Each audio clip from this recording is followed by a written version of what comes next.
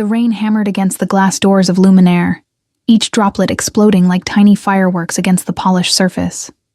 I pressed my palm against the cool glass, watching the street blur into watercolor streaks of red and gold from the traffic lights.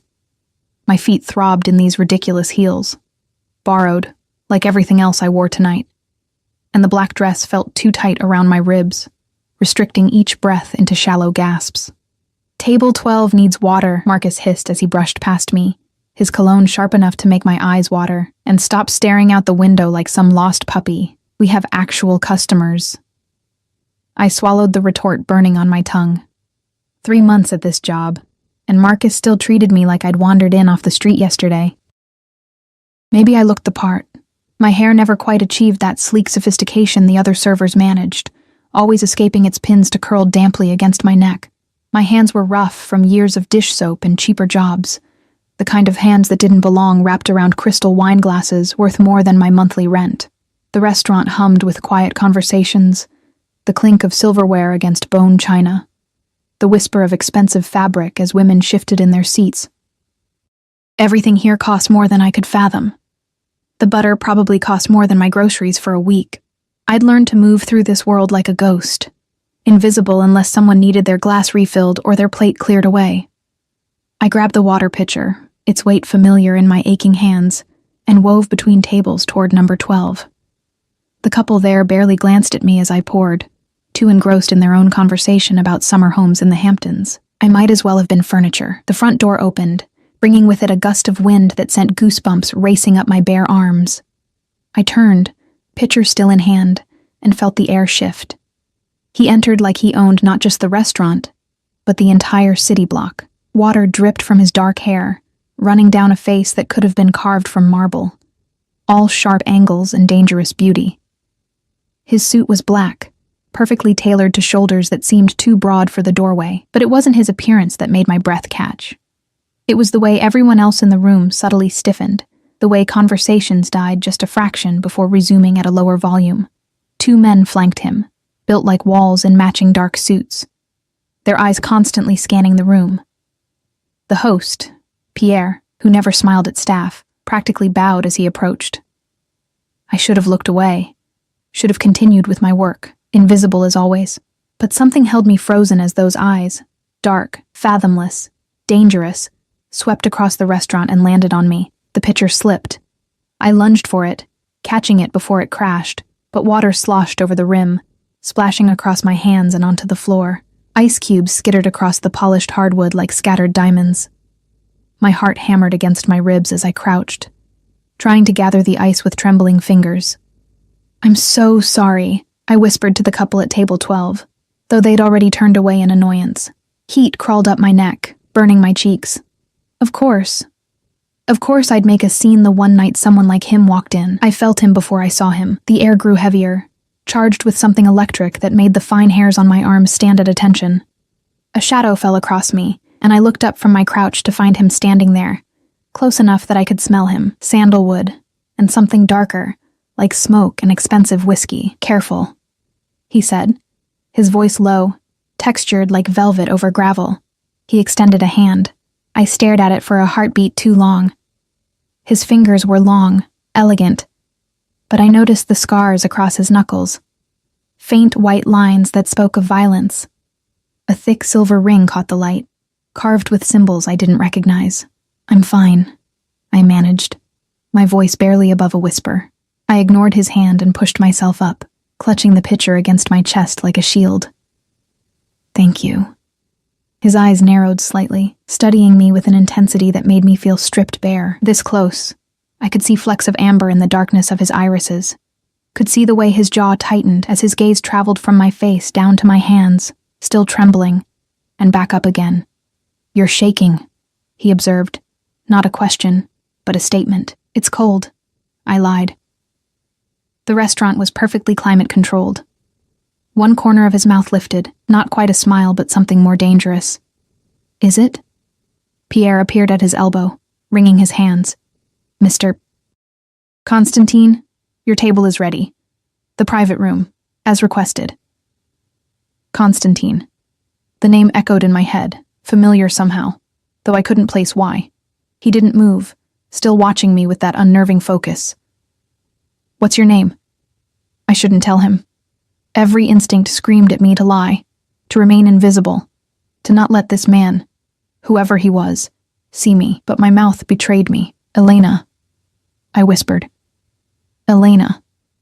He repeated it slowly, tasting each syllable like wine. Beautiful name for a beautiful girl who jumps at shadows. Before I could respond, Marcus materialized, his face flushed with either embarrassment or anger. "Mr. Constantine, I apologize for the disturbance. Elena, get back to work. Now," I nodded, stepping back. But Constantine's hand shot out, fingers wrapping around my wrist, not hard. His touch was surprisingly gentle, but firm enough to stop me. Heat radiated from his palm, searing through my skin. "She stays," Constantine said quietly, his eyes never leaving mine. "I want her serving my table tonight." Marcus sputtered. "Sir, Elena is still in training.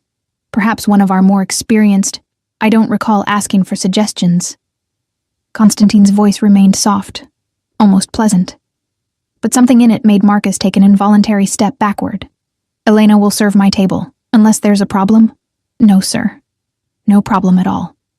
Marcus shot me a look that promised a lecture later. "Elena, attend to Mr. Constantine's party, private room 3. Constantine finally released my wrist, and I resisted the urge to rub the spot where his fingers had been. I could still feel the imprint of his touch, burning like a brand. "Come," he said, turning toward the back of the restaurant. His guards fell into step behind him, boxing me in. I had no choice but to follow, my heels clicking against the floor like a countdown. The private room was all dark wood and leather, a fireplace crackling in the corner despite the warm evening. A single table sat in the center, set for 4. Constantine gestured for me to enter first, and I felt his presence behind me, solid and overwhelming. "Just you tonight, sir?" I asked, trying to keep my voice steady as I moved to pour water into the glasses. "For now." He shrugged off his jacket, revealing a white shirt that clung to his frame. When he rolled up his sleeves, I caught glimpses of more scars, these ones longer, angrier. "Tell me, Elena, how long have you worked here?" 3 months. I set down the water pitcher, pulling out my notepad. "Can I start you with something to drink?" "You're nervous." Again, not a question. My fingers tightened around the notepad. "I'm fine, sir." "Dmitri," he said to one of his guards, "wait outside. Both of you." The men exchanged glances but obeyed without argument, closing the door behind them with a soft click. And then we were alone. The silence stretched between us, heavy and suffocating. Constantine settled into his chair, leaning back with predatory grace, and gestured to the seat across from him. "Sit." "I can't, I'm working." "Sit, Elena." Softer this time, but somehow more commanding. My legs obeyed before my brain could protest, and I found myself perched on the edge of the leather chair, every muscle tense. This was wrong. Everything about this situation screamed danger, yet I couldn't make myself leave. He studied me in the firelight, shadows playing across his features. "You're afraid of me. Should I be?" That almost smile again. "Most people are." "I don't know who you are," I admitted, though some part of me suspected I didn't want to know. "Good." He leaned forward, elbows on the table, close enough that I could see the faint stubble along his jaw, could smell that intoxicating scent of sandalwood and danger. "Keep it that way. But understand this. I'm not most people you serve, and you—" He paused, his gaze traveling over my face like a physical touch. "You're not like the others out there. Are you? I'm just a server. You're lying." He said it matter-of-factly, without accusation. "You don't belong in a place like this." "Your hands—" He reached across the table, and I should have pulled away, should have stood up and walked out, but I sat frozen as his fingers traced the calluses on my palm. These hands have worked hard, honest work. Not serving overpriced wine to people who wouldn't notice if it was vinegar. Heat flooded through me at his touch, and I yanked my hand back. "What do you want?" "Right now?" His eyes darkened, and something in them made my pulse race. "I want you to stop trembling like I'm going to hurt you. I want you to look at me without that fear in your eyes. I want—" He stopped himself, jaw clenching. "I want my dinner. Can you manage that, Elena?" I nodded, not trusting my voice. and stood on shaking legs. As I moved toward the door, his voice stopped me. "And Elena?" I turned back. He was standing now too, outlined by the firelight, looking every inch the dangerous predator I'd sensed the moment he walked in. "If you provoke me like that again, looking at me with those eyes, trembling under my touch, I won't be responsible for what happens next. Understood?" I fled. My heart didn't stop racing until I reached the kitchen, pressing my back against the cool wall, trying to catch my breath. What had just happened? Who was he? And why did every cell in my body scream at me to run while simultaneously pulling me back toward that private room? "Elena!" Marcus snapped his fingers in front of my face. His order? Right. The order. I'd forgotten to take his order. "I'll go back," I said, straightening my dress with trembling hands. "No need." Marcus thrust a piece of paper at me. "He already called it in. Apparently he has your number memorized now." His expression was a mixture of confusion and suspicion. "What did you do in there?" "Nothing," I whispered, staring at the paper. Written in sharp, decisive handwriting was not just a dinner order, but a phone number, and beneath it, 2 words that made my blood run cold and hot all at once. "Call me." K. I crumpled the paper in my fist, my mind spinning. This was insane.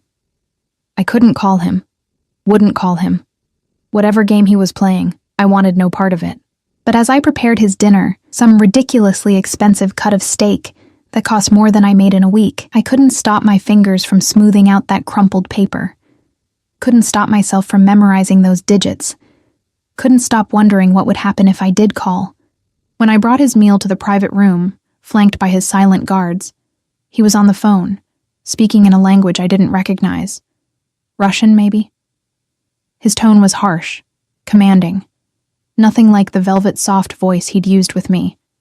He ended the call as I entered, his expression smoothing into something almost pleasant. Almost. "Your steak, sir," I said, setting the plate before him with hands that were almost steady now. "Stay while I eat. I have other tables. They can wait." He cut into the meat, and I watched, mesmerized despite myself, as he brought the fork to his lips. "Sit, Elena, please." That "please" undid me. I sat. We didn't speak as he ate, but the silence was different now, less suffocating, more anticipatory. I watched him in the flickering firelight, cataloging details. The way his fingers gripped the knife, the flex of muscle in his forearm, the occasional glance he'd cast my way through dark lashes. "You didn't call me a liar," I said suddenly, the words escaping before I could stop them. He paused, fork halfway to his mouth. "About what?" "When I said I was just a server, you said I was lying, but you didn't call me a liar. There's a difference." That dangerous smile bloomed fully this time, transforming his face from merely handsome to absolutely devastating. "Smart girl. There is a difference." He set down his silverware, giving me his full attention. "Tell me the truth, then. What are you really, Elena?" "Broke," I answered honestly. "Desperate, trying to survive in a city that eats people like me for breakfast. People like you. People with nothing." His expression darkened. "You think you have nothing? I know I have nothing." He was moving before I could blink, coming around the table, pulling me to my feet. His hands gripped my shoulders, not gentle now but firm, demanding. "You have yourself, your pride, your strength. I see it in you, even if you don't." His thumbs traced circles against my collarbone through the thin fabric of my dress, and I shivered. "Don't ever say you're nothing again. Do you understand me?" I should have been terrified, should have pushed him away, but something in his fierce intensity, in the way he looked at me like I mattered, like I was more than invisible, made me nod. "Say it," he commanded. "I understand." "Good." But he didn't release me. If anything, his grip tightened, and his eyes dropped to my lips. "You have no idea what you do to me, do you? Walking around, thinking you're invisible, when you're the only thing I've seen since I walked through that door." "Mr. Konstantin. Alexei," he corrected, his voice rough. "My name is Alexei." "Alexei," I breathed, and watched his eyes darken at the sound of his name on my lips. "I need to go. This Whatever this is, it can't happen. Why not? Because you're... I trailed off, not even knowing how to finish that sentence. Because you're dangerous? Because you're clearly someone powerful, and I'm nobody? Because every instinct tells me you'll destroy me? Because I'm what, Elena? His hand came up, fingers tangling in my hair, forcing me to look at him. Say it. Because you scare me, I whispered truthfully. Something flickered in his eyes. Satisfaction? Regret? Good. You should be scared. Because I'm not a good man, Elena. I'm not the kind of man girls like you should talk to, let alone let touch them. His thumb brushed across my lower lip and I gasped. But I'm also not a man who walks away from what he wants. And I want you. The door burst open. We sprang apart as Marcus entered, his face pale. Mr. Constantine, there's been a situation in the main dining room. The police are here. Alexei's entire demeanor shifted instantly. The man who'd been looking at me with heat and hunger became cold, calculating, dangerous. He straightened his cuffs, his expression neutral. What kind of situation? A customer is claiming their wallet was stolen. They're insisting on searching the staff. My blood turned to ice. No. I'd taken nothing, touched nothing except what I was supposed to. But I knew how this worked. When something went missing, they always blamed the newest server, the one who didn't belong, the one who was different. Alexei's eyes cut to me, and I saw the question there. Before he could ask, I shook my head frantically. I didn't take anything, I whispered. I swear. He stared at me for a long moment, and I had no idea what he saw. Then he nodded once, decisive. Dmitri, he called, and one of his guards appeared instantly. Elena stays with you. No one touches her. No one questions her. Am I clear? Crystal, boss? Wait, I protested as Dimitri's hand landed on my shoulder, gentle but immovable. You can't just... I need to clear my name. I need to... Alexei was in front of me again, his hands cupping my face, forcing me to focus on him instead of the panic clawing up my throat. Trust me, he said, his voice low and intense. For once in your life, Elena, trust someone. Stay here. Let me handle this. And then he was gone, striding out of the room with Marcus scurrying behind him, leaving me alone with Dmitri and the terrible certainty that my life had just irrevocably changed. I had no idea how right I was. The next morning arrived with pale sunlight filtering through my apartment's single grimy window, doing little to brighten the peeling wallpaper or the water stain on the ceiling that looked like a spreading bruise. I lay in my narrow bed, staring at that stain, replaying the previous night frame by frame like a film I couldn't stop watching. After Alexei had left me with Dmitri, I'd waited for what felt like hours, but was probably only 20 minutes. The sounds from the main dining room had been muffled. Raised voices, Marcus's placating tone, the crackle of police radios. My hands had twisted in my lap until my knuckles went white, my mind spinning through worst-case scenarios. Arrested. Fired. Blacklisted from every decent restaurant in the city. Then Alexei had returned, his expression unreadable, and simply said, "It's handled. You can go home." "What do you mean handled?" I'd asked, standing on shaky legs. "The wallet was found. Misplaced, not stolen." The customer apologized. His eyes had held mine, dark and fathomless. "You're safe, Elena. Go home. Rest." I should have questioned it. The convenient timing, the sudden resolution, the way everyone had simply accepted his word as law. But exhaustion and relief had flooded through me, and I'd grabbed my coat and fled into the rainy night before anyone could change their minds. Now, in the harsh light of day, questions multiplied like bacteria. How had he fixed it so quickly? Why had he bothered?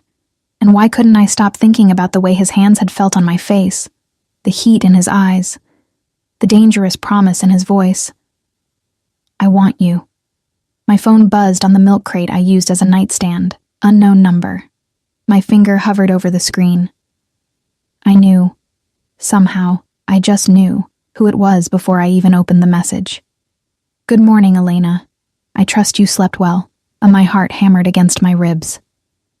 How did he get my number? I hadn't given it to him, but even as I wondered, I knew the answer.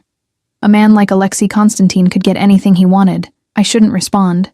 Should delete the message, block the number, Pretend last night never happened. Instead, I typed, "How did you get this number?" The response came immediately. "Does it matter?" "Yes. I wanted to make sure you were all right. That matters more." I stared at those words, my throat tight. When was the last time anyone had checked on me? Cared whether I was all right? "I'm fine. Thank you for last night." 3 dots appeared, disappeared, appeared again. Then, "Have dinner with me tonight." My fingers trembled. "I can't." "Why not?" "Because you're dangerous, because I don't know who you are, because the way you look at me makes me feel like I'm standing at the edge of a cliff, and part of me wants to jump." "I work tonight," I typed instead. "Call in sick. I can't afford to." Another pause, longer this time. Then, "How much do you make in a night?" Heat flooded my cheeks. "That's none of your business. Everything about you is my business now, Elena. Answer the question." The presumption should have angered me, should have made me block his number and throw my phone across the room. Instead, something dark and unfamiliar uncurled in my stomach. Not fear exactly, but something close to it. Anticipation. "Maybe $200 on a good night," I admitted. "Why?" "I'll give you $2,000 to have dinner with me instead." I sat up so fast my head spun. $2,000. That was my rent for 3 months. Groceries. The electric bill I'd been dreading. The dentist appointment I'd been putting off because I couldn't afford it. "You can't be serious. I don't joke about money, Elena, or about what I want. Dinner. Tonight. Say yes." My fingers hovered over the keyboard. Every logical part of my brain screamed no. This was insane. Dangerous. Men didn't throw money at women for dinner unless they expected something in return, and I wasn't that kind of girl. I couldn't be.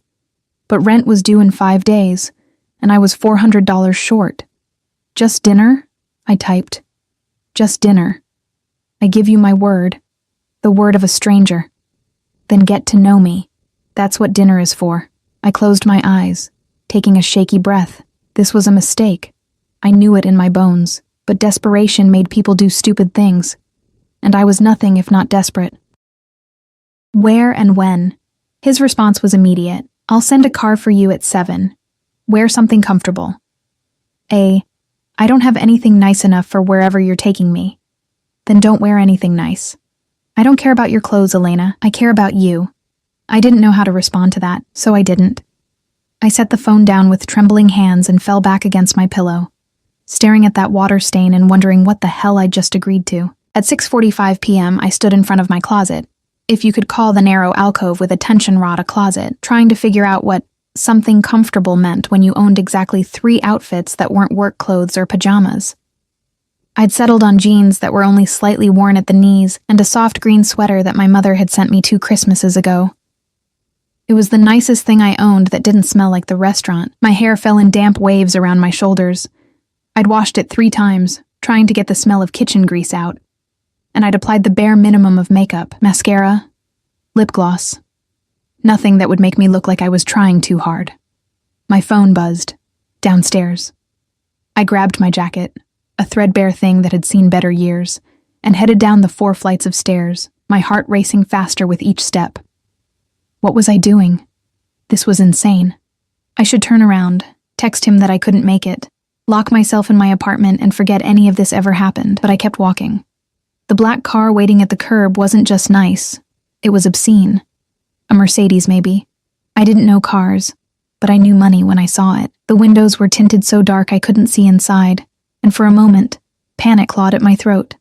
Then the back door opened, and Alexei stepped out. He looked different in daylight, or what passed for daylight in the city's perpetual dusk, still devastatingly handsome, still radiating that aura of danger, but somehow more real. He wore dark jeans and a black sweater, the casual clothes doing nothing to diminish the power that seemed to emanate from him like heat. "Elena," he said. My name a caress on his lips. His eyes traveled over me, and I fought the urge to cross my arms over my chest. "You look beautiful." "I look like I always look," I said, hating how my voice wavered. "Exactly." He extended his hand. "Come." I stared at that outstretched hand. Those scarred knuckles, that silver ring catching the streetlight. Taking it felt like signing a contract I hadn't read, but I took it anyway, letting him help me into the car. The interior was all black leather and polished wood, smelling of expensive cologne and something else. Gun oil? I pushed the thought away as Alexei slid in beside me, close enough that his thigh pressed against mine. Dmitri was in the driver's seat, another guard I didn't recognize in the passenger seat. "Where are we going?" I asked, as the car pulled smoothly into traffic. "You'll see." Alexei's hand rested on the seat between us, close enough to touch but not quite touching. "Are you hungry?" "Starving," I admitted. I hadn't eaten all day, too nervous. "Good, I know a place." He glanced at me, and something in his expression softened. "You can relax, Elena. I meant what I said. Just dinner." "Why?" The question burst out before I could stop it. "Why me? You could have anyone. Why throw money at a waitress for dinner?" His jaw tightened. "You think I'm buying you? Aren't you?" "No." He turned to face me fully, and the intensity in his eyes stole my breath. "I'm ensuring you don't have to worry about rent or bills or whether you can afford to eat while you get to know me. There's a difference. How do you know about my rent? I make it my business to know things about people who interest me. That's creepy. That's practical." He didn't look away, didn't apologize. "I'm not a good man, Elena. I told you that. But I'm honest about what I want, and I take care of what's mine. I'm not yours. Not yet." The certainty in those two words sent shivers down my spine. I should have been terrified, should have demanded he stop the car and let me out. Instead, I found myself asking, "What do you do, Alexei, for work?" His smile was sharp as a knife. "Import and export of what?" "Various commodities. That's not an answer. It's the only answer you're getting tonight." He reached over and his fingers brushed a strand of hair from my face, the touch sending electricity through my skin. "Some things are better left unknown, Elena. For your own safety. You're saying your job is dangerous. I'm saying ignorance is sometimes a blessing." His hand dropped to capture mine, his thumb tracing circles on my palm. "But I promise you this, I will never let that danger touch you. Never." The possessiveness in his voice should have alarmed me. Instead, it ignited something warm and dangerous low in my belly. The car stopped outside a small Italian restaurant tucked between a dry cleaner and a bookshop. Nothing fancy. Nothing that screamed money. I looked at Alexei in confusion. "You said you were starving," he said, helping me out of the car. "The best pasta in the city is made here by a woman named Rosa. She's been cooking for 50 years, and she doesn't give a damn about Michelin stars or white tablecloths. Just good food." I didn't know what surprised me more, that he'd brought me somewhere normal, or that he seemed to genuinely care about whether I'd enjoy it. Rosa turned out to be exactly as advertised, a tiny Italian woman with steel-gray hair and eyes that missed nothing. She took one look at Alexei and threw her hands up, launching into rapid Italian that I couldn't follow. But her tone was affectionate, scolding, like a mother greeting a wayward son. Alexei responded in flawless Italian, gesturing to me. Rosa's sharp eyes swung my way, assessing me in a single glance. Then she smiled, warm and genuine, and said something that made Alexei's jaw tighten. "What did she say?" I asked as Rosa bustled away. "That I better not break your heart, or she'll break my legs." I laughed before I could stop myself. "She threatens you?" "Rosa's one of the few people who can." He pulled out a chair for me at a small table in the corner, away from the other diners. "I've known her since I was 16. She fed me when I had nothing." This glimpse of his past, of a time when he'd had nothing like me, made him seem suddenly more human, less untouchable. "What happened?" I asked as he sat across from me. "How did you go from nothing to—" I gestured vaguely at his expensive watch, the car outside. "Hard work. Harder choices." His expression darkened, and a willingness to do what others wouldn't. That sounds ominous. It should. He leaned back, studying me. "Your turn." "How does a girl like you end up serving tables at Luminaire? A girl like me? Smart. Strong, clearly capable of more." I twisted my napkin in my lap. Student loans, medical bills, life. I paused, then added quietly. "My mom got sick 2 years ago. Cancer. The treatments cost everything we had and then some. She's better now, but the debt, I trailed off, not wanting to see pity in his eyes, but when I looked up, there was no pity, only understanding. "Where is she now?" he asked gently. "Back in Ohio. Small town. She wanted me to come home after graduation. But there's nothing there. No jobs, no future. So I came here thinking I could make it work." I laughed bitterly. "Turns out the city doesn't care how hard you work. It just keeps taking." Alexei's hand shot across the table, capturing mine. "It won't take from you anymore. Not while I'm here. You can't promise that. Watch me." Rosa returned with wine and bread, breaking the intensity of the moment. As she poured, chattering in Italian, I tried to calm my racing heart. Everything about this felt surreal. Sitting in this cozy restaurant with a man who looked at me like I was something precious, something worth protecting.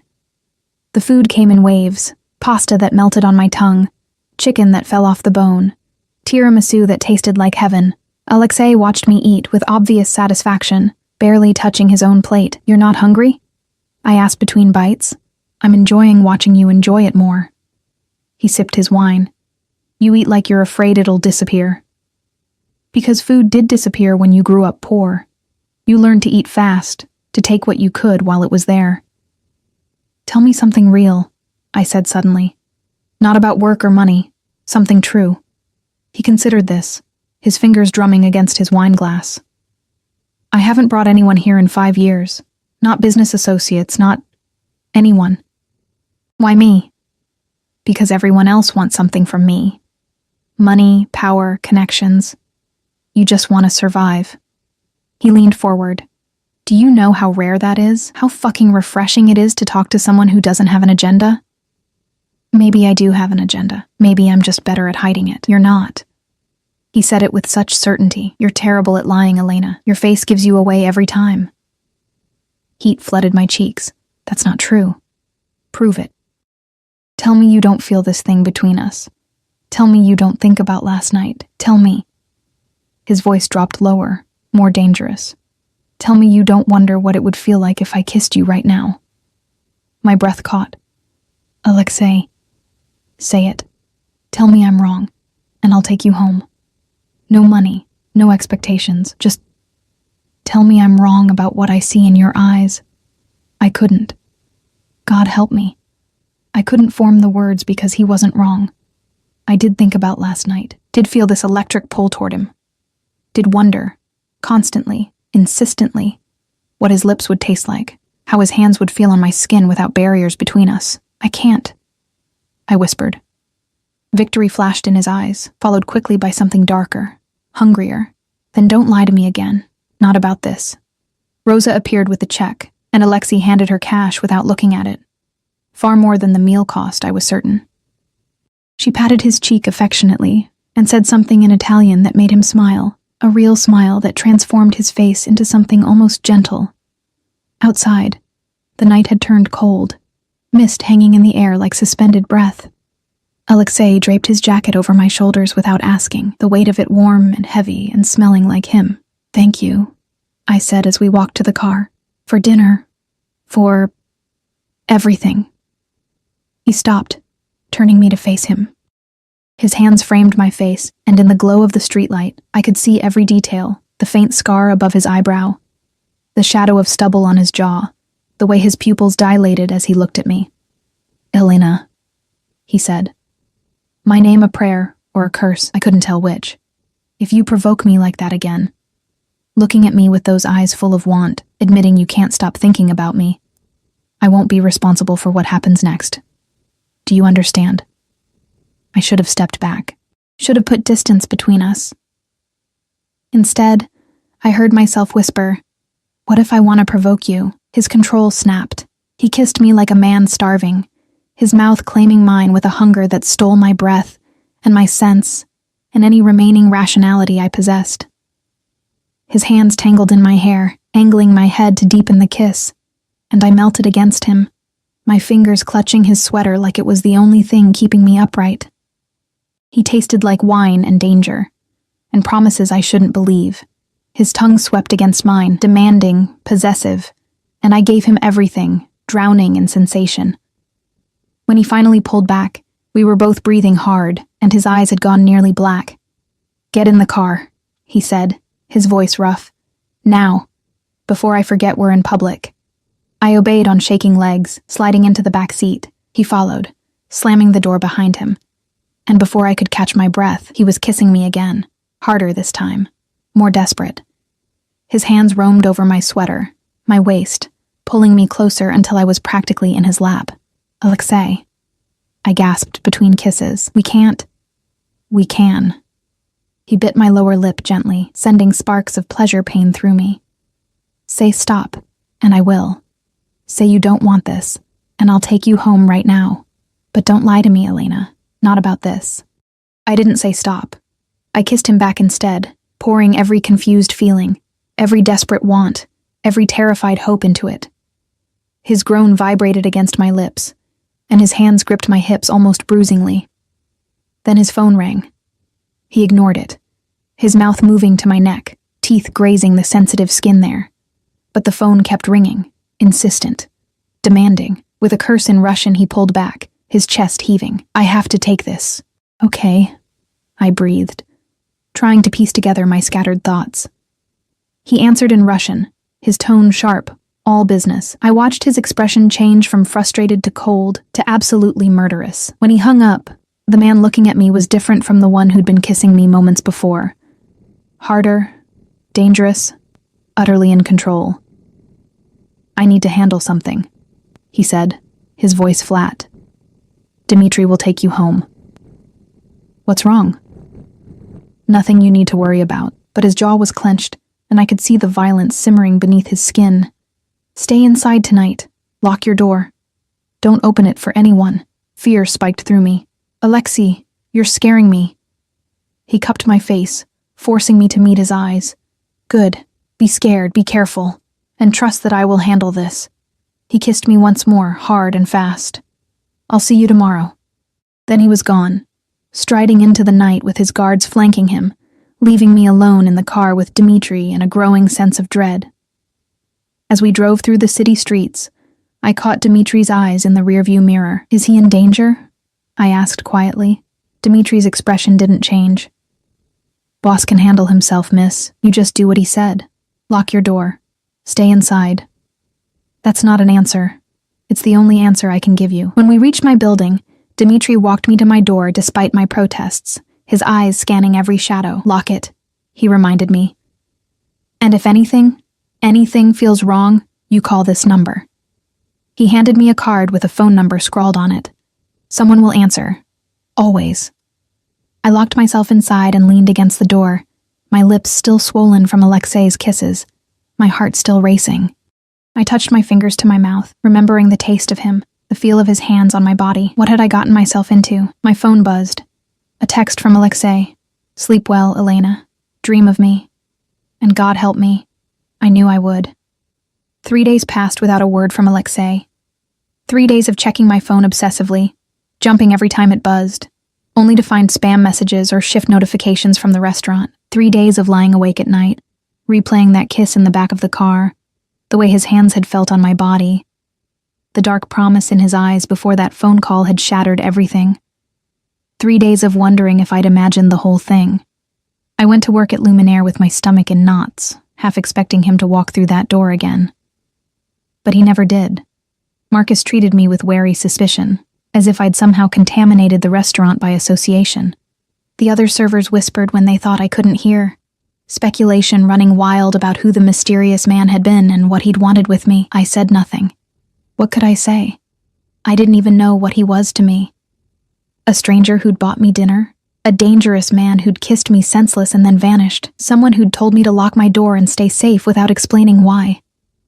On the 4th morning, I woke to pounding on my door. My heart leapt into my throat. I grabbed the baseball bat I kept beside my bed, a relic from my attempt to feel safe in this city, and crept to the door, peering through the peephole. Dmitri stood in the hallway, his massive frame barely contained by the fisheye lens. I opened the door a crack, keeping the chain engaged. What do you want? Boss wants to see you.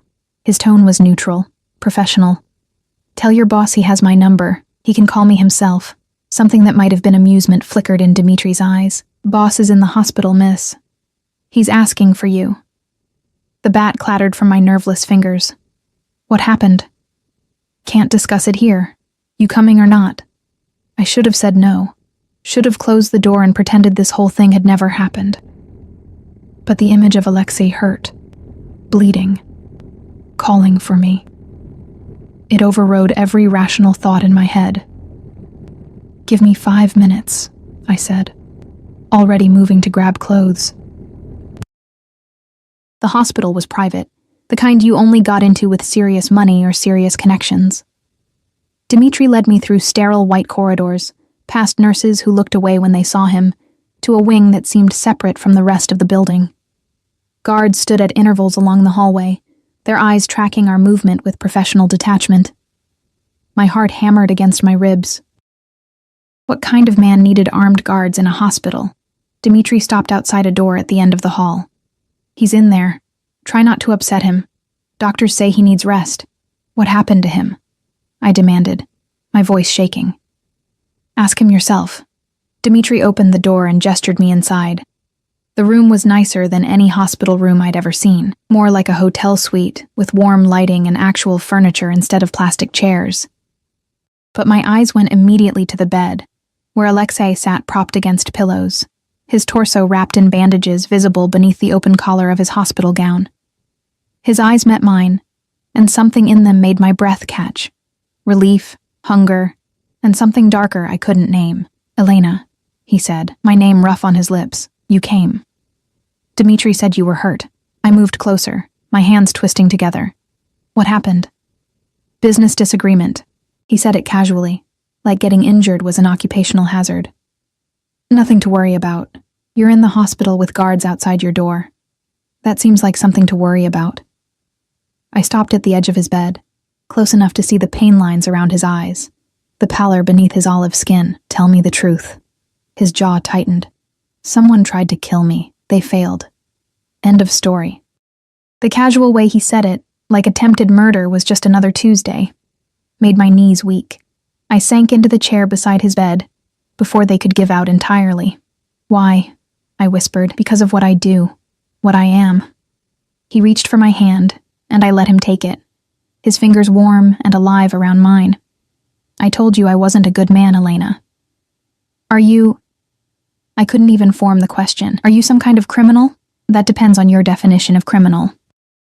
His thumb traced circles on my palm, the gesture at odds with the gravity of our conversation. I operate outside the law, yes. I control territory, businesses, people. I make decisions that affect lives. And sometimes people don't like those decisions. You're in the Mafia. I said it flatly, needing to hear it confirmed. The Bratva, technically. Russian organized crime. He watched my face carefully, waiting for my reaction. Does that change things between us? It should have. God, it absolutely should have. Normal people didn't date mafia bosses. Normal people ran when they found out someone was involved in organized crime, but I wasn't running. I was sitting here holding his hand, my heart breaking at the thought of him hurt, nearly killed.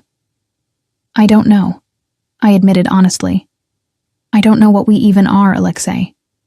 You kissed me once and then disappeared for 3 days. I was handling the situation. Making sure the people who tried to hurt me understood what happens when you come after what's mine. His eyes darkened. And make no mistake, Elena, you are mine. Have been since the moment you spilled ice at my feet and looked at me with those frightened eyes. You can't just claim people. I can. I do. And I'm claiming you. He tugged on my hand, pulling me closer. Tell me you don't feel it. Tell me these past 3 days haven't been torture, wondering if you'd ever see me again. They have been, I whispered, hating how easily he read me. But that doesn't mean... It means everything. He sat up straighter, wincing at the movement. I've built an empire, Elena. I've killed men, destroyed lives, done things that would make you run screaming if you knew the details. But none of it, has ever felt as important as making sure you're safe. As seeing you walk through that door. This is insane. We barely know each other. Then get to know me. Stay. He squeezed my hand. I'm going to be here for a few more days. Stay with me. Talk to me. Let me show you who I really am. I have to work. I'll pay whatever you would have made, triple it. He saw my expression and added, This isn't about money, Elena. I don't give a fuck about the money. I need you here. Please. That please undid me, just like it had before. This powerful, dangerous man asking. Not demanding, but asking. For my company. Okay. I heard myself say, I'll stay. The hours blurred together in that hospital room. Alexei slept fitfully, his body fighting infection and pain, while I sat in the chair beside his bed, watching the rise and fall of his chest beneath those bandages. Dmitri brought me food, good food, not hospital cafeteria fare, and coffee that actually tasted like coffee instead of battery acid. When Alexei was awake, we talked. He told me about growing up in Moscow, about coming to America at 16 with nothing but the clothes on his back and a reputation for violence, about building his organization from the ground up, earning respect and fear in equal measure. I told him about Ohio, about watching my mother waste away from cancer while medical bills piled up like snow in winter. About coming to New York with dreams of making something of myself, only to discover the city didn't care about dreams unless you had money to back them up. Why didn't you ask your family for help? He asked during one of these conversations, his fingers playing absently with mine. My dad left when I was 8. Mom's family disowned her for marrying him. He was Mexican. They were white and racist. I shrugged. The old pain familiar and dull. It's just been me and her. And now it's just me. You're not alone anymore. He said it with such conviction, such certainty, that I almost believed him. On the second day, while Alexei was sleeping, a woman arrived. She was beautiful in that sharp, expensive way. Tailored suit, designer heels, hair pulled back in a sleek chignon. She looked at me like I was gum on her shoe. "Who are you?" she demanded in accented English. "Elena, I'm a friend." Her laugh was brittle. A friend, of course. She moved to Alexei's bedside, and I saw something in her eyes: possession, jealousy, rage. "I am Katya, Alexei's fiancée." The word hit me like a physical blow. Fiancé. He was engaged.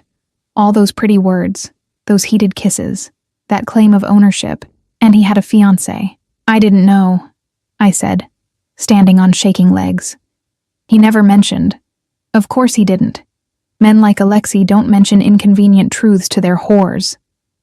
The slap of that word made me flinch. "I'm not—" "No?" Katya's smile was vicious. "Then why are you here? What exactly do you think you are to him?" "Katya." Alexei's voice cut through the tension, rough with sleep and pain. "Get out. Alexei, darling. I said get out. Now." He sat up, ignoring the way the movement made him pale. "You have no business being here. I have every business. Our families have an arrangement I never agreed to." His eyes were cold, harder than I'd ever seen them. "You're nothing to me, Katya. You never have been. So take your venomous tongue and your delusions and leave before I have Dmitri remove you." Katya's face flushed red, but she held her ground. "You think you can just discard me? My family won't stand for this insult." "Your family will do exactly what I tell them to do, or they'll find themselves without territory or protection." He leaned forward, and even injured, even in a hospital gown, he radiated menace. "You want to test me on this? Go ahead. See what happens." She left, but not before shooting me a look that promised retribution. The silence after her departure was deafening. I stood frozen, trying to process what had just happened, what I'd just learned. "Elena, is it true?" I interrupted. "Are you engaged to her? It's complicated." "That's not an answer." He sighed, running a hand through his hair. "Our families arranged a marriage when we were children. Political alliance, combining territories. I never wanted it, never agreed to it. But Katya and her father have been pushing for it for years, and you never thought to mention this. I didn't think it mattered. I was going to end it anyway. When? Before or after you claimed me as yours?" Anger burned through my shock, hot and clarifying. "You don't get to do this, Alexei. You don't get to make me feel things, make me care. When you're engaged to someone else, I'm not engaged to her. Not in any way that matters. Apparently, it matters to her family. And to her." I grabbed my jacket. "I need to go." "Elena, wait." He tried to stand, and I saw him go white with pain. "Don't." I held up a hand, tears burning my eyes. "Just don't. You want honesty? Here's some honesty. I can't do this." I can't be the other woman. Can't be part of whatever game you're playing with her family. I deserve better than that. You do. You deserve everything. He was breathing hard, his hand pressed to his bandaged ribs. Which is why I'm ending it with Katya, why I'm willing to risk war with her family to be with you. You don't even know me. I know enough. His eyes burned into mine. I know you're loyal, brave, stronger than you think you are. I know you eat like food might disappear. That you work yourself to exhaustion for people who don't appreciate you, that you sent every spare dollar to your mother even when you could barely afford to eat. I know. His voice cracked. I know I've never wanted anything the way I want you. And I know I'll burn the whole fucking city down before I let anyone take you from me. The intensity of it terrified me, the possessiveness, the obsession, the absolute certainty in his voice. That's not love, I whispered. That's ownership? Obsession? He nodded. Maybe. But it's also protection, devotion, a promise that you'll never be alone, never be hungry, never be invisible again. Isn't that worth something? At what cost? Whatever it takes. I should have run, should have walked out that door and never looked back. But something in his eyes, something raw and desperate and achingly vulnerable, held me frozen. I need time, I said finally. To think. To figure out what I want. Take all the time you need. He settled back against the pillows, exhaustion and pain catching up with him. But know this, Elena. I'm not giving up on you. On us. I don't care how long it takes. I'll wait. And I'll make sure you're safe while you decide. I don't need your protection. You have it anyway. His eyes were already closing, the conversation draining what little strength he had, whether you want it or not. I left the hospital in a daze, my mind spinning. Dmitri was waiting by the car, his expression unreadable. Take me home, I said. Boss said to make sure you have everything you need. Food, money, security. I don't want his money. The words came out sharper than intended. I just want to go home. Dmitri studied me for a long moment. He cares about you, miss. More than I've seen him care about anything in 10 years. He has a funny way of showing it. Boss doesn't do things halfway. When he commits to something, someone, it's absolute. Total. Some people find that comforting. Others find it terrifying. He opened the car door. Question is, which one are you? I didn't have an answer. The drive home was silent. When we pulled up to my building, Dmitri handed me a phone. Expensive, new, nothing like my cracked piece of garbage. Boss wanted you to have this. His number's programmed in. So is mine, and a few others. You need anything. Anything at all, you call. I can't accept this. You can. You will. His tone left no room for argument. And Miss Elena, the men who came after Boss, they knew things, personal things, like where he goes, who he cares about. His eyes met mine in the rearview mirror. Be careful. Lock your doors. Don't trust strangers. And if you see anything suspicious, you call immediately. Understand? Ice flooded my veins. Are you saying I'm in danger? I'm saying people who want to hurt Boss will look for weak points. And you... He didn't finish the sentence. He didn't have to. I was the weak point, the vulnerability in Alexei's armor. I practically ran into my building, my heart racing. Inside my apartment, I locked every lock, checked every window, then sank onto my bed with the new phone in my trembling hands. One message waited, sent hours ago. I meant what I said. You're mine to protect, whether you accept it or not. Sleep well, Elena. I'll be watching over you. The message should have creeped me out, should have sent me running to the police. Instead, I clutched the phone to my chest and tried not to think about how safe those words made me feel, how wanted, how seen, how utterly, completely screwed I was. The call came at 3 a.m, 6 days after I'd walked out of that hospital room. I'd been dreaming, fitful, fractured dreams of Alexei's hands on my skin, of Katya's venomous smile, of shadows with knives closing in. The phone's shrill ring yanked me into wakefulness, my heart already racing before I was fully conscious. Dmitri's name flashed on the screen. Hello? My voice was rough with sleep and fear. Miss Elena, I need you to listen carefully and do exactly what I say. Dmitri's tone was urgent, clipped. Get dressed. Pack a bag. Just essentials. You have 5 minutes. Ice flooded my veins. What's happening? Katya's family made a move. They know about you. They're coming. Background noise on his end, shouting, what might have been gunfire. I'm sending someone to get you. His name is Victor. Big guy, scar on his left cheek. Don't open the door for anyone else, do you understand? Dimitri. 5 minutes, Elena, move. He hung up. I moved. My hands shook as I threw clothes into my backpack. Jeans, sweaters, underwear, my mother's photograph. The essentials. My entire life fit into one bag. And wasn't that pathetic? 23 years on this planet, and I could pack everything that mattered in 5 minutes. Pounding on the door made me jump, my heart slamming against my ribs. Elena Morales, a deep voice, accented. I'm Victor. Dimitri sent me. We need to go. Now, I peered through the peephole. A mountain of a man stood in the hallway, a wicked scar bisecting his left cheek. He held up his phone, showing me a text from the number I recognized as Dimitri's. Victor. Trust him. I opened the door. Good girl. Victor's eyes swept over me, assessing. You ready? I don't understand what's happening. Explanation later. Survival now. He grabbed my bag with one hand, my arm with the other, and propelled me toward the stairs. Fire escape. Back way out. Cars waiting in the alley. My neighbors. We'll be fine. You're the target. We burst through the stairwell door, and Victor's phone rang. He answered in Russian, his expression darkening. Then to me. Change of plans.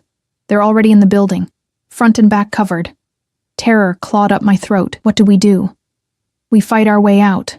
He pulled a gun from his jacket, and the reality of the situation hit me like a physical blow. This was real. People were coming to hurt me, maybe kill me, because of Alexei. We made it down 2 flights before I heard footsteps below us, voices speaking rapid Russian. Victor swore, pulling me back up and into the 3rd-floor hallway. Apartment 3C, he muttered, checking doors, fire escape access. Come on. He kicked open the door, an elderly woman's apartment, judging by the floral wallpaper and smell of mothballs. She screamed, and Victor barked something in Russian that made her go silent and point toward the bedroom. Sorry, I gasped as we ran past her. Victor was already at the window, forcing it open, the old frame protesting with a screech of wood and paint. Out, now. He practically threw me onto the fire escape, and I scrambled down the rusted metal, my hands burning on the cold railing. Behind us, I heard shouting, the crash of the apartment door being kicked in, then gunfire. The sound was nothing like movies, sharper, louder, terrifyingly real. I screamed and nearly fell, but Victor was there, his massive body shielding mine as we half climbed, half fell down the fire escape. A black SUV screeched to a halt in the alley below.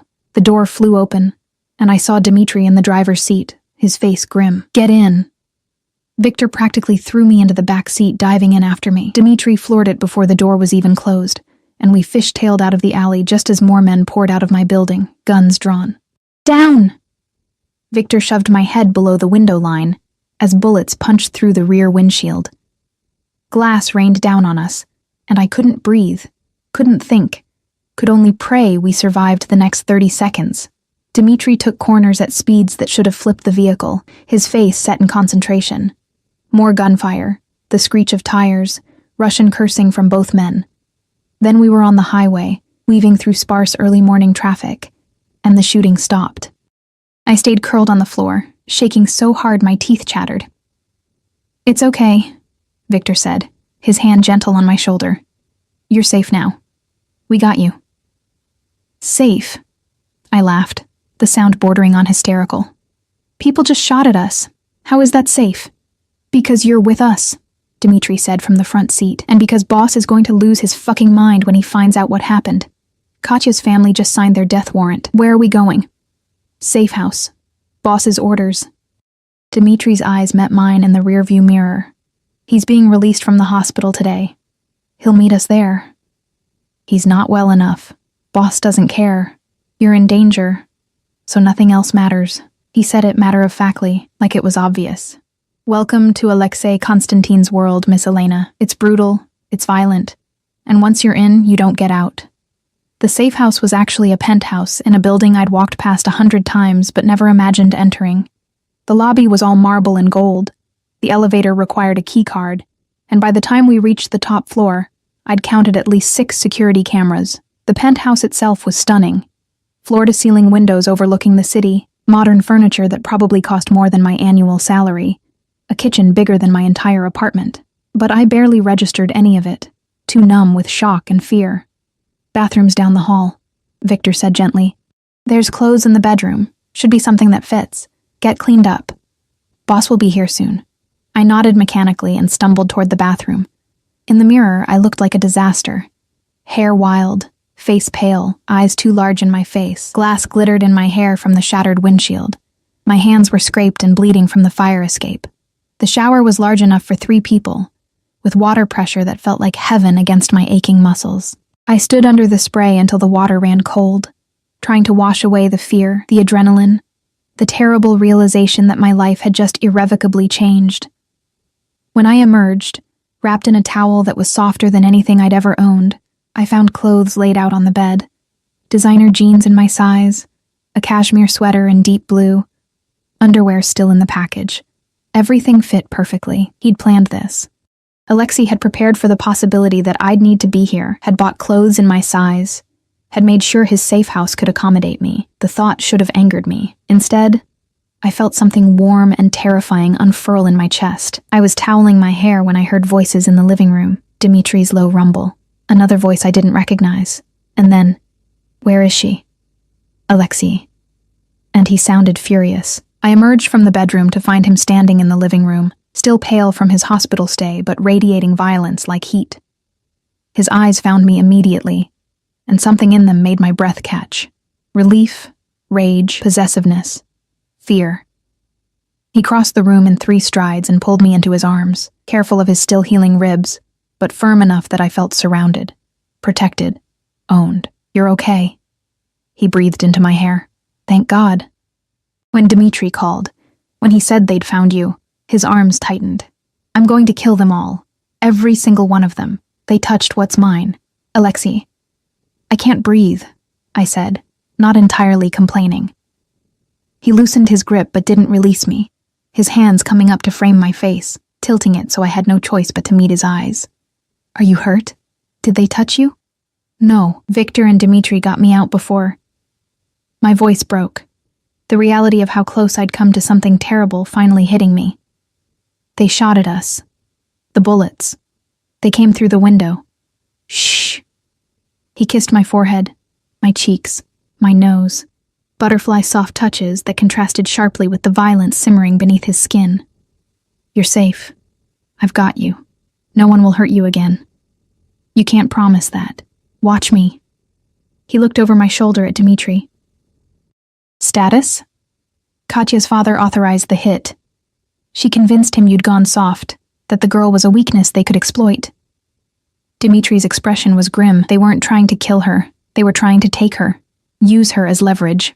Alexei went very still, the kind of stillness that preceded violence. "And now?" 15 men mobilized, 3 wounded, 1 dead. Victor got him on the fire escape. The others scattered when we made it to the vehicle. Dimitri hesitated. "Boss?" They had inside information. Knew which apartment, which floor. Someone talked. "Find them." Alexei's voice was ice. "Find them, and bring them to me. I want to look them in the eyes before I end them." "Already on it." "And Katya's family?" "Waiting for your move." Alexei's smile was terrifying. "Tell them we're having a meeting. Tonight.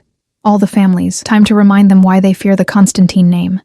His arms tightened around me again. "And Elena comes with me." "No." The word burst out before I could stop it. "No, Alexei. I'm not going to some Mafia meeting. You don't have a choice."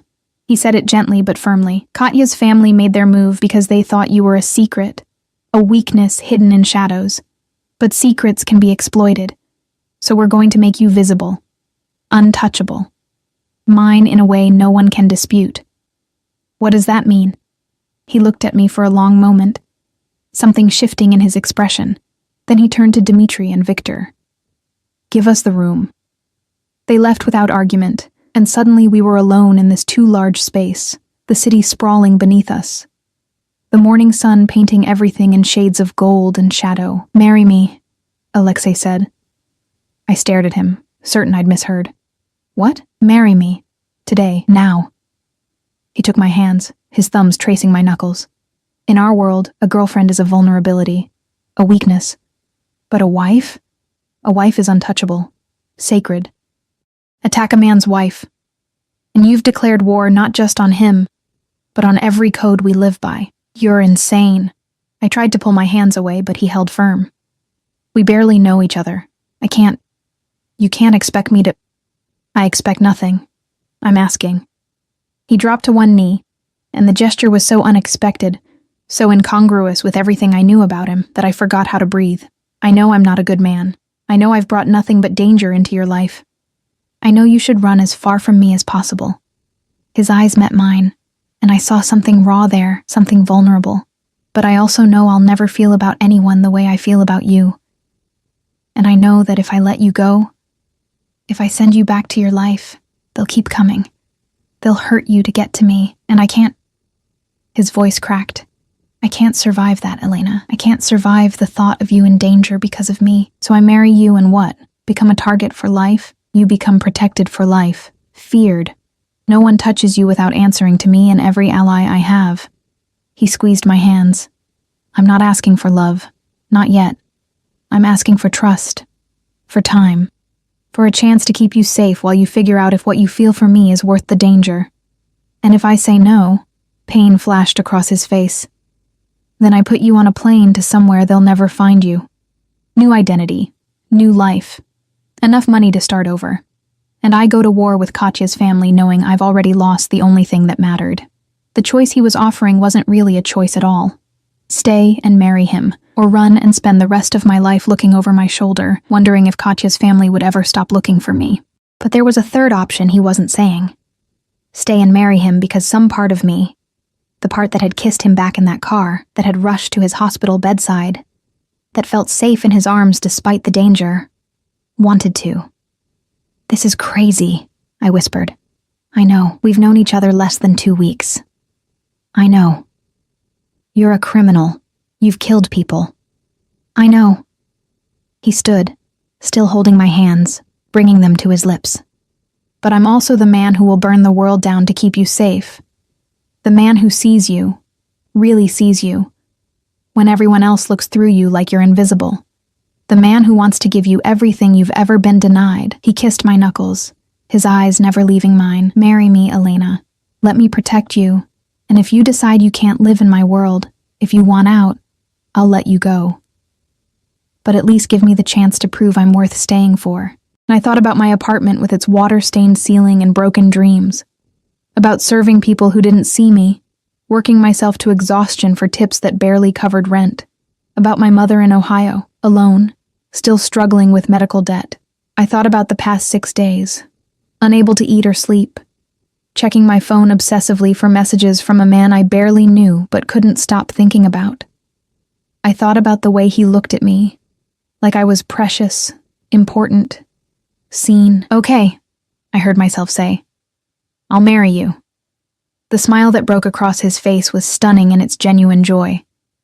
He pulled me close, kissing me with a desperation that spoke of relief and hunger, and promises I wasn't sure he could keep, but God help me. I wanted to believe he could. We'll do it right, he murmured against my lips. Not some courthouse quickie, a real wedding. Small, just us and witnesses, but real. You'll have a dress, flowers, everything you deserve. Alexei, let me give this to you, Elena. Let me do this one thing right. His hands tangled in my damp hair. And tonight, when I walk into that meeting with you on my arm, wearing my ring, they'll understand. You're not just mine. You're a Constantine, and anyone who touches a Constantine dies screaming. The possessiveness in his voice should have terrified me. Instead, it made me feel like maybe, for the first time in my life, I belonged somewhere, to someone, even if that someone was a monster. 4 hours later, I stood in a boutique I'd never be able to afford, staring at my reflection in a floor-length mirror. The dress was simple, white silk that skimmed my curves, with delicate lace at the shoulders, and a train that pooled at my feet. My hair had been styled by a woman who appeared within minutes of Alexei making a phone call, swept up into an elegant twist with small white flowers woven through. Makeup that made my eyes look luminous, my lips full and soft. I looked like a bride. I felt like I was playing dress-up in someone else's life. Beautiful. Alexei breathed from behind me. I met his eyes in the mirror and saw hunger there, possession, and something softer. Elena, you're absolutely beautiful. I feel like a fraud. Why? He came to stand behind me, his hands resting on my waist, his chin on my shoulder as we both studied my reflection. You're about to become my wife. That's real. Is it? This whole day feels like a dream, a fever dream where I make insane decisions because men with guns are chasing me. His arms tightened around me. No one will chase you after today, I promise you that. The judge arrived at 5, a thin man who looked nervous, probably because Dmitri and 3 other guards stood watching him with expressions that promised violence if anything went wrong. Victor handed us the license we'd somehow acquired in record time. Money and power opening doors that should have stayed closed. We stood in the penthouse living room, the city lights beginning to twinkle as dusk fell. And I listened to words I'd never thought I'd hear directed at me. Do you, Alexei Mikhailovich Konstantin, take Elena Maria Morales to be your lawfully wedded wife? I do. His voice was steady, certain. And do you, Elena Maria Morales, take Alexei Mikhailovich Konstantin to be your lawfully wedded husband? I looked at him.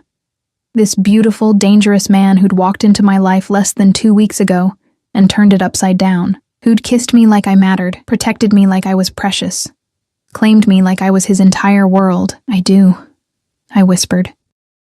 The ring he slipped onto my finger was stunning, a diamond so large it should have been obscene, surrounded by smaller stones that caught the light like captured stars. It weighed heavy on my hand, a constant reminder of what I'd just become.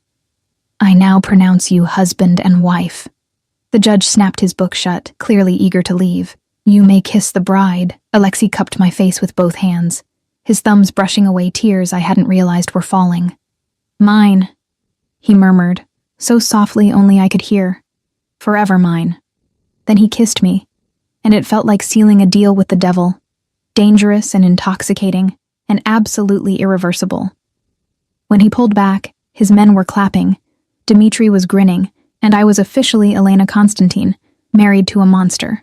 Ready for tonight? Alexei asked, straightening my dress. No. Good answer.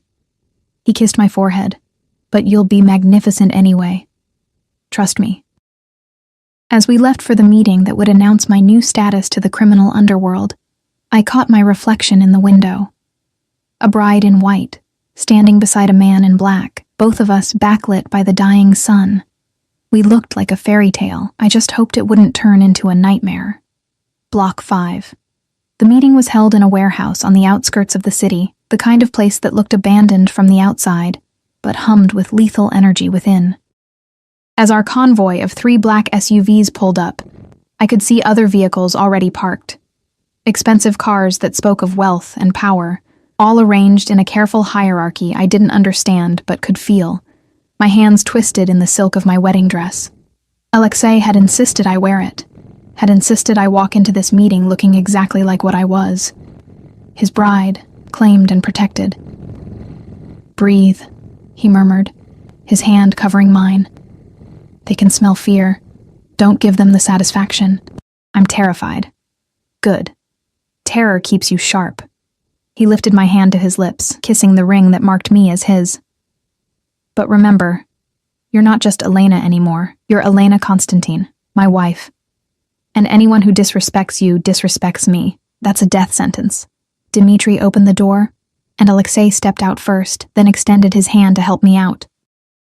The moment my heels touched the pavement, I felt eyes on me. Assessments being made, weaknesses being catalogued, threats being calculated. I lifted my chin and took Alexei's arm, letting him lead me toward the warehouse entrance. Inside, the space had been transformed.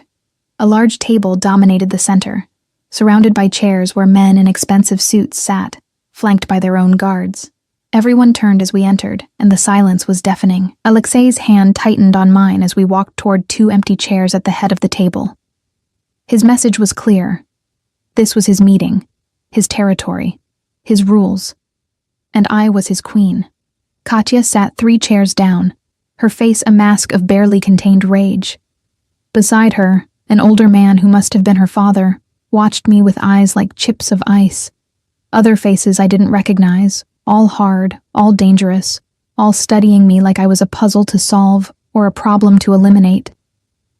"Gentlemen," Alexei said, his voice cutting through the silence, "and Katya, thank you for coming on such short notice." He pulled out my chair, waiting until I sat before taking his own seat. "I'm sure you're wondering why I called this meeting. We heard rumors," Katya's father said, his accent thick. "Impossible rumors that you married some nobody waitress instead of honoring your arrangement with my daughter. Not rumors, facts." Alexei's smile was sharp as a blade. "May I present my wife, Elena Konstantin. We were married this afternoon." The explosion of voices was immediate. Shouting in Russian and English, accusations flying, Katya's father rising from his seat with murder in his eyes. "You dare," he started. "Sit down." Alexei didn't raise his voice, but something in it made every man in the room freeze. "You want to talk about daring? Let's talk about your men attacking my wife this morning. Let's talk about attempting to kidnap her, to use her as leverage against me. Let's talk about the 3 bullets that came through the windshield of my vehicle while she cowered on the floor, terrified for her life. She's nobody," Katya spat. "A poor little slut who spread her legs." Alexei moved so fast I barely saw it. One moment he was seated beside me, the next he had Katya by the throat, lifting her from her chair, slamming her against the wall. His guards materialized behind him, guns drawn, while Katya's father's men did the same, creating a standoff that could turn bloody in seconds. "Say another word about my wife," Alexei said softly, his hand tightening around Katya's throat, "and I'll make you watch while I dismantle your family piece by piece, starting with your father, Alexei." I stood on shaking legs, my voice somehow steady despite my racing heart. "Let her go." He didn't move, didn't look at me, his eyes locked on Katya's terrified face. "Please," I added, moving closer. "She's not worth it." Something in my voice reached him. He released Katya, letting her drop to the floor in a heap of expensive fabric and wounded pride. But his eyes never left her father. "Here's how this is going to work," Alexei said, returning to his seat beside me, his hand finding mine under the table. "The arrangement between our families is over. Done. Elena is my wife, and that makes her untouchable. Anyone who harms her, threatens her, or even looks at her wrong answers to me. And you all know what that means. The council won't stand for this," another man said. "You can't just discard agreements." "I am. And if the council has a problem with it, they can take it up with me directly." Alexei leaned back, radiating casual menace. "Or would you like to test me on this? See if I'm bluffing?" Silence. No one wanted to test Alexei Konstantin. "As for this morning's attack," Alexei continued, his tone conversational, "I've identified the men involved. They're being dealt with as we speak. But I'm a reasonable man, so I'll give you a choice, Yuri." He addressed Katya's father directly. "You can acknowledge that the attack was unauthorized, a rogue operation by your daughter's overzealous supporters, publicly apologize, pay reparations, and we move forward with peace between our families. Or," Yuri's jaw was clenched so tight I could see the muscles jumping, "or we go to war, and I promise you, you'll lose. Your territories, your businesses, your daughter, everything you've built will burn." Alexei's smile was cold. "Your choice. But decide quickly. My patience is running thin." The calculation in Yuri's eyes was obvious. He was weighing options, considering angles, trying to find a way to save face while avoiding annihilation. Finally, he spoke. "The attack was unauthorized. My daughter acted without my knowledge or consent." He shot Katya a look that promised consequences. "I apologize for the threat to your wife. It won't happen again." "And the reparations? Name your price. 3 territories, your waterfront holdings, and your word that Katya will leave the city, permanently."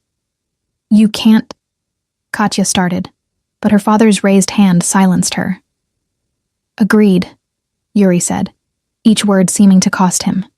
"But know this, Konstantin, you've made an enemy today. Maybe not today, maybe not tomorrow, but someday this will come back to haunt you. I'll look forward to it." Alexei stood, pulling me up with him. "Gentlemen, we're done here.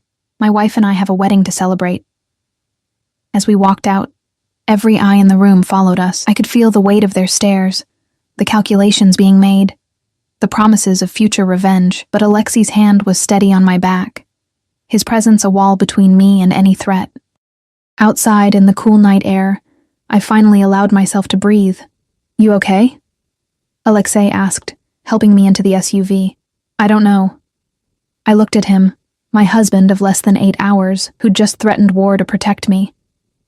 "Did that really just happen? Did you just restructure your entire criminal organization because of me?" "Yes." "Why?" He cupped my face, his eyes intense in the dim light. "Because you're mine. Because I meant every word I said in there. Because I'd burn the whole city down before I let anyone hurt you." His thumb brushed my lower lip. "Still think this is crazy? Completely insane." I leaned into his touch despite myself. "But I'm starting to think maybe I am too. Because part of me liked watching you defend me like that. Liked being claimed so publicly. Liked..." I stopped, unsure how to finish. "Liked being mine?" he supplied, his voice rough. "Yes," I whispered. "God help me, yes." He kissed me then, deep and claiming, and I tasted possession and promises, and something that might have been the beginning of love, or the end of my sanity. When he pulled back, we were both breathing hard. "Take me home," I said. "Our home. Wherever that is now. The penthouse.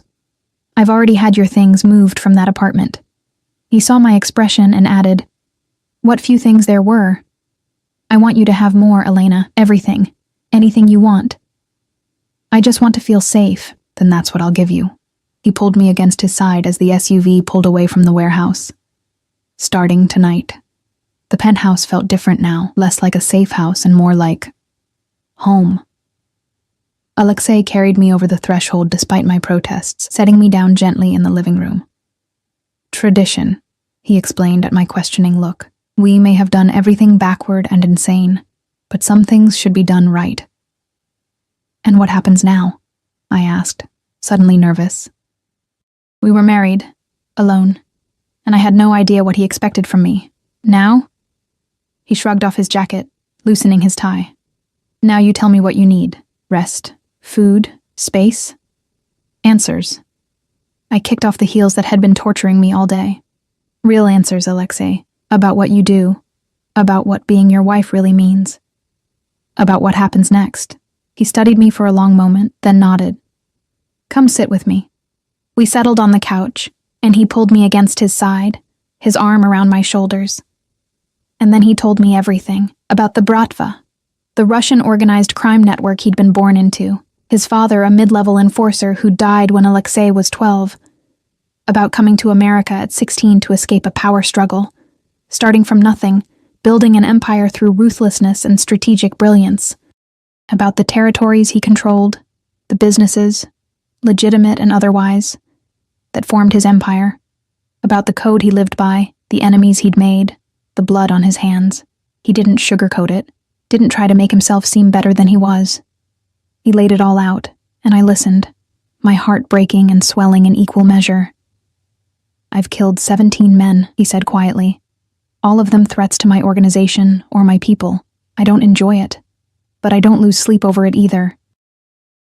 His arm tightened around me. "Does that change things? Knowing what I've done?" "I don't know," I admitted. "Yesterday it might have. But after this morning, after seeing what your world is really like, I think I understand better. You do what you have to do to survive, to protect what's yours. And you're mine now." "Yes." The word felt right, despite everything. "I am." He tilted my face up, searching my eyes. "I won't lie to you, Elena. My world is dangerous. There will always be people who want to hurt me through you. But I swear on everything I am, I will protect you. Always. No matter what it costs. Even if it costs your empire.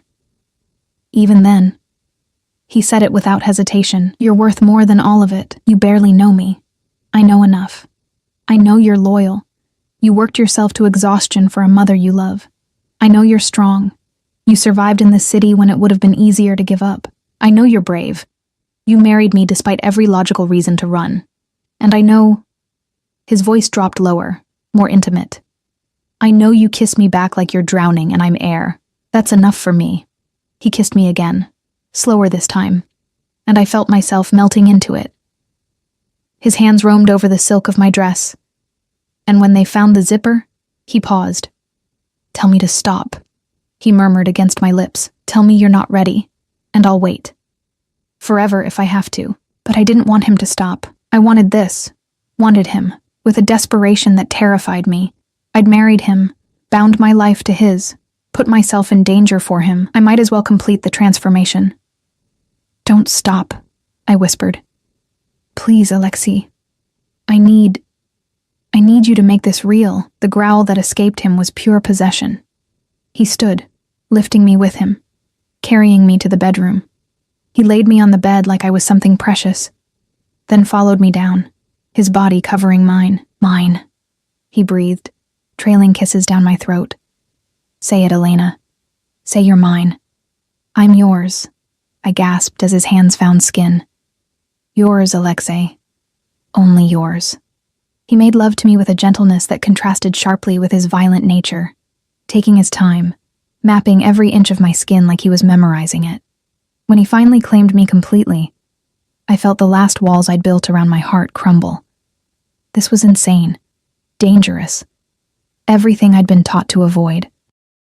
But wrapped in his arms, his ring on my finger, his name now mine, I couldn't bring myself to regret it.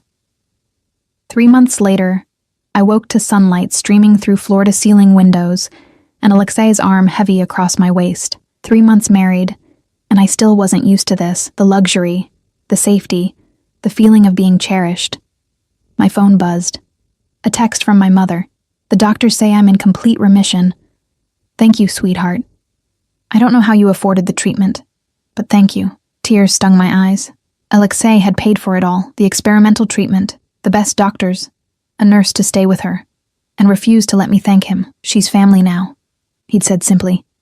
"I take care of family. Good news?" Alexei's sleep-rough voice came from behind me. "Mom's cancer-free." I turned to face him, this beautiful monster who'd become my entire world. "Thank you. For everything. Anything for you." He kissed my forehead. "Speaking of which, I have something to show you." 20 minutes later, we stood outside a small cafe, closed for renovations according to the sign. Alexei handed me a key. "What's this?" I asked. "Yours, if you want it." He gestured to the space. "I know you hate feeling useless. Hate being just the wife. So this is yours, to run however you want. A cafe, a bookstore, whatever makes you happy.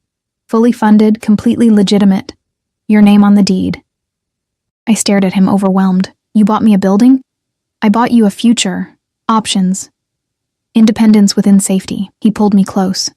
"I know I'm possessive, Elena. I know I can be overwhelming, but I never want you to feel trapped. So this is freedom, if you want it." "I love you," I said, the words I'd been holding back for weeks finally spilling out. "I know it's crazy. I know it's fast. But I love you, Alexei." His smile could have powered the entire city. "Say it again. I love you." "Again. I love you. You possessive, dangerous, impossible man." He kissed me there on the street, not caring who saw, claiming me as thoroughly as he had that first night. When he pulled back, his eyes were suspiciously bright. "I love you too," he said roughly. "From the moment you dropped that ice and looked at me with those frightened eyes, I was yours completely, irrevocably, forever. Even though I provoked you," his laugh was pure joy, "especially because you provoked me. You still do. Every single day." He rested his forehead against mine. "Thank you, Elena Constantine, for taking a chance on a monster. For seeing past the violence to the man underneath. For making me believe I could be more than what I was born to be." "You're not a monster," I said firmly. "You're just a man who'll do anything to protect what he loves. And I'm a woman who loves him anyway, maybe even because of it." We stood there in the morning sunlight, wrapped in each other, and I realized something profound. I'd spent my whole life invisible, struggling to survive, dreaming of being seen. And then a dangerous man had walked into a restaurant on a rainy night, and everything had changed. He'd claimed me, protected me, loved me with an intensity that should have terrified me, but instead made me feel alive for the first time. My life wasn't safe anymore, wasn't simple. wasn't anything I'd planned.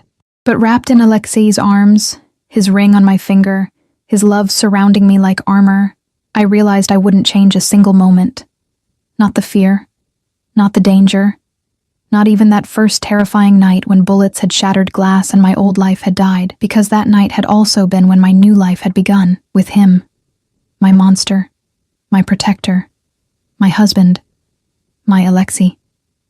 "Come on," he said, tugging me toward the car where Dmitri waited with his ever-present scowl and hidden smile. "I'm taking my wife to breakfast, somewhere Rosa can fuss over us and threaten to break my legs. Your wife would like that very much," I said, lacing my fingers through his. And as we drove through the city that had once seemed so cold and unforgiving, I looked at the man beside me, the Mafia boss who'd claimed a waitress, the monster who'd become my salvation, and smiled. This was my life now. Dangerous, unpredictable, and absolutely perfect, and I wouldn't have it any other way.